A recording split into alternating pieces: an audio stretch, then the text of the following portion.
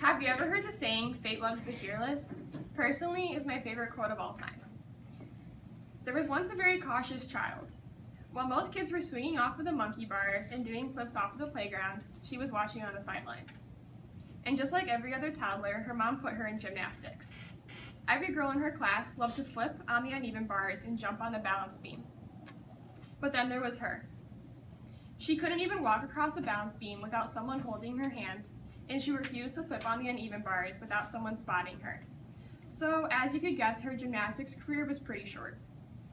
But as she grew older, she started to become just a bit more fearless.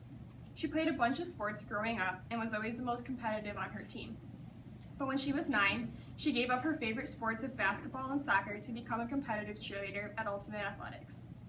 Being a cheerleader meant facing her fears of flipping and flying high in the air. She was originally terrified of the idea of tumbling across the floor, but little by little, she got used to it. It took her a very long time to do a back tuck by herself on the floor, but when she did it, she felt like she could do anything. She felt fearless for the first time. When she stopped cheerleading 4 years later, she had gained a new sense of fearlessness, and she felt much more confident in herself. That young girl that refused to flip on the playground was no more, but that didn't mean she was totally fearless yet. Little did she know at the time, but she still had a few fears to face. It was last summer, and she had qualified for the Junior World Golf Championships for the first time. She arrived to the practice tee and saw so many talented golfers. She also saw college coaches looking on.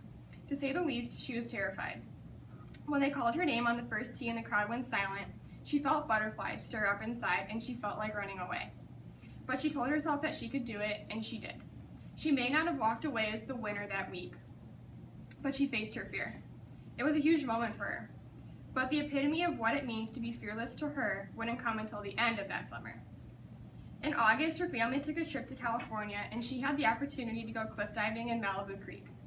Her parents were not crazy about the idea at all, but she wanted to cross it off of her bucket list. She climbed to the top of the rock and looked down. 70 feet separated her from the water. 70 feet is the height of the tallest rock there. But fear instantly ran through her.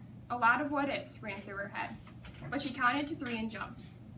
It was the scariest few seconds of her life, but also the most adrenaline-filled. When she hit the water, she felt amazing. She felt fearless. This girl will probably have more fears to face in the future, but she is prepared to take them on one by one.